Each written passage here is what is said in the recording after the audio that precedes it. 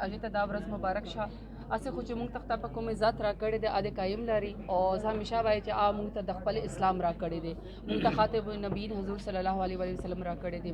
خو په دې معاشره کې څه نه چې تاسو وراثت کې څه نه وي ورکړی او څه نه چې تاسو هغې ته تعلیم نه وي ورکړی، هغې بغیر وومن امپاورمنټ نه کېږي. نو چې څوک هم تاسو د چینل په غا باندې زما دا خبره اوري نو پلیز خپل لونو ته سبق غا ورکوي، رایټ ورکوي او د وراثت ورکوي.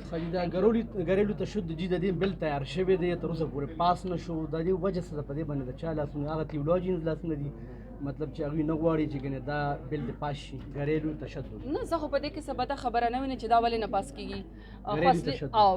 ځکه چې ګریلو تشدد زیات دی او مخکې به د چې کومه هغه به فیمیل هغې به خبره هم نه کړله، خو اوس خو د اویرنس واجې او لږ د رایټس واجې دونه او د ایجوکیشن واجې او د ښه ګورنمنټ د کې پی کې د ښه ګورنمنټ واجې ایټلیسټ دونه خو هغه میلاو شوله که نه چې خلک راځي او ریپورټ کوي دا وایلنس چې دی ډومestic وایلنس چې دی.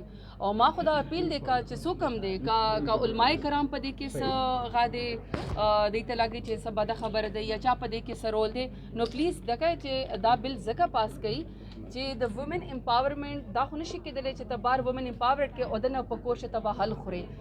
نو پلیز دا د تاسو خویندې هم دي، تاسو لوڼه هم دي، پلیز دې دپاره تاسو دغه بل پاس کوئ.